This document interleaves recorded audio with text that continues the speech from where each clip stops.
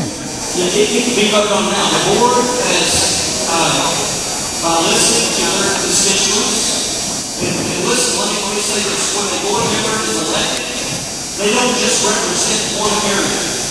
When board members are elected in public office in the state of Kentucky, at least, they represent all the people. But they do represent I guess, an identifiable constituency in the county. So they have elected, before these motions are considered, I have showered them and probably done too much information with them. We have, as a district, and the leadership and administration of the district and the community has made these considerations. But before the final roll is taken, the board wanted to provide the community an opportunity to form and come out and to share your concerns, your comments, and as you can see tonight, they are listening. I'm listening. And before they make that decision, they want to make sure you give an opportunity, that you're part of the process, that you are Martin County, and they represent you, and they want to do that well. And I want to help them in that as well. So just call a special session later. You're absolutely right. We did have to do this. All I had to do was call a special meeting at the board office and say, listen, make this motion approved, make this motion approved, make this motion approved. And the chairman would say, okay, chairman, we'll get over it. But that would achieve this community at a very important time in what we're doing in education in Martin County. Not only for today, this generation, but for generations to come.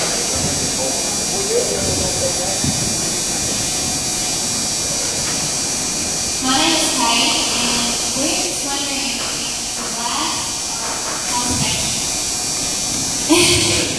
if the glass or what's causing our school to be in this condition, why can't we stop the glass?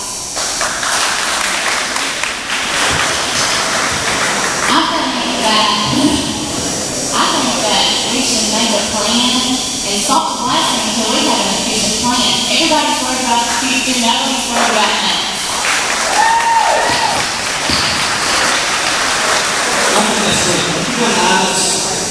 Aren't you working on items, right? Aren't you wanting to bring me out of there the other night? Oh, there? Okay. You're running in. Oh, that was her? Getting confused. Oh, there you are. Over there. Listen. Yeah, that's a great question. Why don't construction stop what they're doing? Why don't they just stop the construction activity and just get up and come home? Why not trivialize it? I'm just saying that they're not going to do that. They're not going to do that. They're going to continue with the construction that's planned. They're just not going to stop. Now, if they stop next week, folks, we can't sit around and put our children's lives and the lives of people who work there and are going in there every day, waiting around for somebody else to make a decision for us. So, could they stop the construction? I guess somebody could stop it.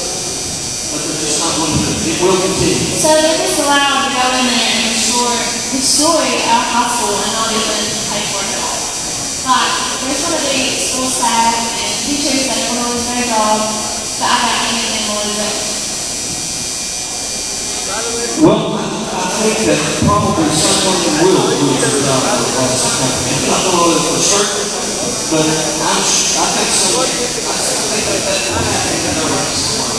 And I'm sorry that this blasting company has done this in this community, but what I'm here to do is go from this point forward to the safest and best manner that I possibly can for your children. Because when you put them on the bus, or when you send them to our schools, I want you to know that I'm doing everything I can, and the administration and every faculty staff employee in this district that shows up every day to see your children. Our number one priority is that your kid is safe. They're in a safe environment. And right now, we've exceeded that acceptable level of safety. I don't care whose fault it is. It could be the bunny rabbit. It could be the person who lives down the road. The point is, we do not feel that that building is safe for you. Earlier, you're talking to Jason, you're saying that the building, it wasn't that you didn't think the building was safe, it was that the environment. I think we change the environment. Well, we can change the environment when you stop the construction. They're just not going to do that. They're just not going to stop the construction. Now, I want to remind you, audience, no one has sent me an official record saying, no, Steve, we're just not going to stop construction. construction. The point I want to make is that they haven't stopped yet. And so I've got to make a decision to advise this board on what they need to do. We can't wait around and leave the safety to our children if somebody else is doing it. And I think somebody said, well, look, who's not even working here? I'm sure they care, but they're not as vested as we are.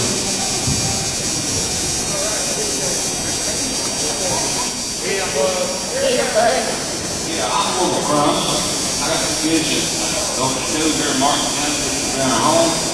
But you know, the lady where she did that construction company with plastic, it's too late. The damage has been done. So why not go on with the roads? The board can leave us, but we're going to have to come up with some tax money. So we just might well get ready to build us a new school. Let the road going through, maybe the road will help bring the revenue in to where we can have more money to work with here in Martin County. And we talk about the students that how they get smaller for funds every year. We can thank Obama for that. Because our people is moving out to go to work in our state. And who can thank for that?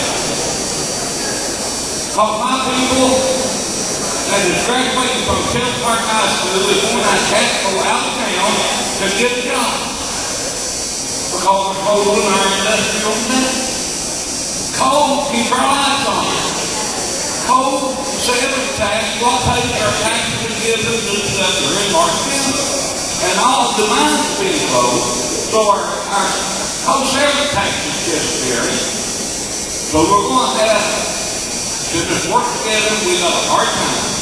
But I know that we can do it. I believe with this brother and Harris report and the new board that we got, I believe we got the people that can help us. If we stand behind them, they'll stand in front and lead us to a better future for our kids. I believe that. And I thank you.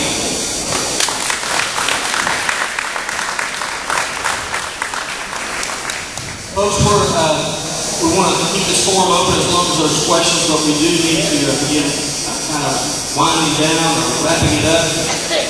So we'll take a couple more questions.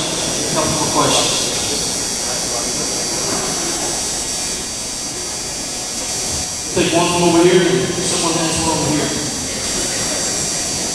Yes, sir. My name is James Murray. And my question is, over the past 3 or 4 years, we have developed here in this county a very successful ROTC program for the other cities. More and more people are showing up every year wanting to, be involved in it.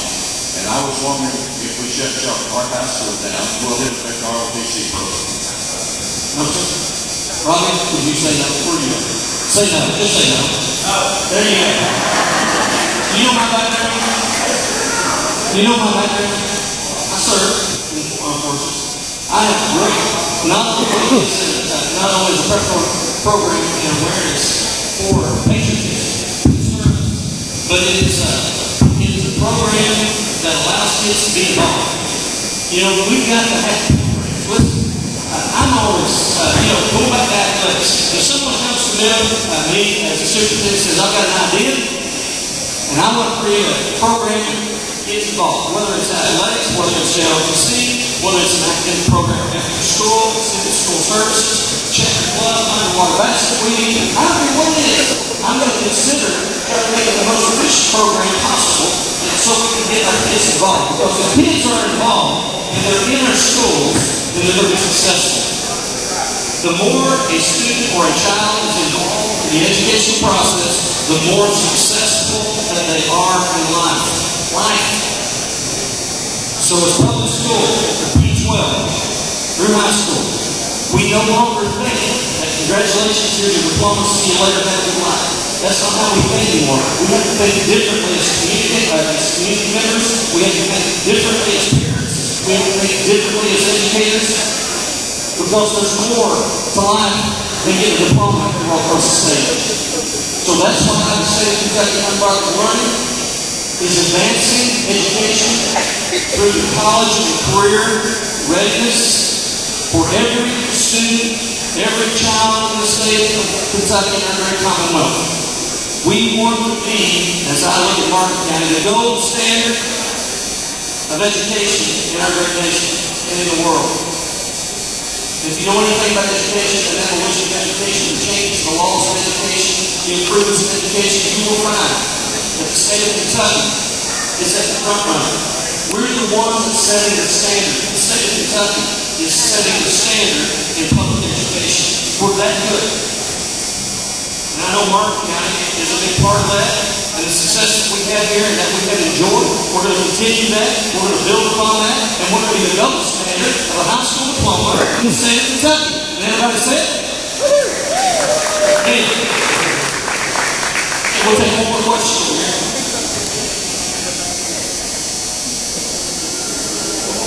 All right. At this time, I got one more question.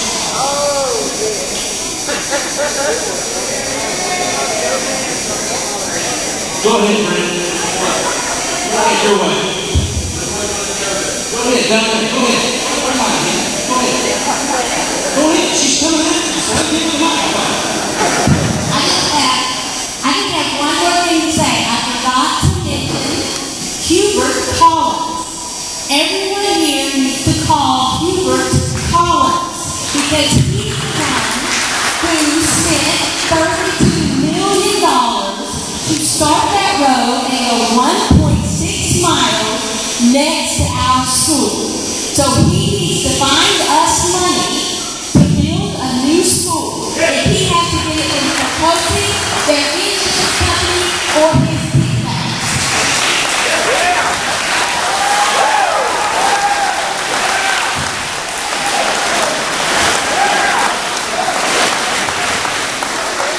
And before I get over here, my good friend, you said something, I just want to take a moment since I have a little pulpit microphone on it. Never get to preach a microphone. Listen, progress. You said that word, progress. One of the first things I noticed when I came to Martin County, after I figured out it wasn't in Martin, Kentucky, but in Martin County, was the progress in your community. I mean, that was a huge attraction to me. There's progress here. Folks, listen, you don't see this progress across the state, across the nation, as you can hear in your community, your small community. Listen, I grew up in a community that's got one bleeding traffic light, population 500 on Sunday, okay? There's progress in the community. That road represents progress. The building that we occupy is progress. The courthouse plans, the building is progress. The penitentiary up here on the hill is progress. We cannot afford to allow our education system to slip behind and not be involved in the progress and the improvement of education. I don't care where they live this one. We can have car wash. We can raise taxes. I mean, if nobody wants to hear that, we can get more efficient. To me, I just want to use every dime that's available to me in the efficient ways to get the most bang for our buck for our students and learn at high level. One more question. Maybe it's short. The board's getting tired. Start to get a show. I've never been short. Just a few things that I kind of want to touch on is Team 7, Kentucky Education Association. Certainly we have some issues that everyone certainly needs to be mindful when you're praying about. The thing about job was actually the answer to the system jabber behind it. Actually, the law, the state's law, that says that, if there's going to be a risk, it has to be next year. It's not going to happen now, just because of the malicious intent. As far as I'm concerned, the construction company is for your school up. That doesn't mean that anyone can lose their jobs. I kind of respectfully disagree with one thing about no one was hurt. Physically, no one was hurt. But I've listened to so many lives have been damaged. Some of these children, it's heartbreaking to hear them sitting here and knowing that their future's almost been destroyed just for the simple reason of this. There's two things that I know for sure. 6 months ago when I was in Shelby Park High School, that school was a fine school. I know that. And of course, the second thing is when I'm lobbying Frankfurt, they all used to talk about their football team and stuff, but now they ask how you afford the Taj Mahal in Martin County. So that's two things that I'm sure about. That school was fine, other than age, like, I had 34 counties, like the Taylor schools out there a lot older than that. And this company needs to be held responsible. You have, your board attorney is one of the better litigators in Eastern Kentucky. And this needs to be pursued. I'm willing to respectfully disagree and tell you that school was fine. So they need to be held accountable for what they've done to this community. I can promise you, and this is the sad thing, I can promise you that happened in Ashland, Richmond, Bowling Green, or anywhere else, that would have stopped long ago.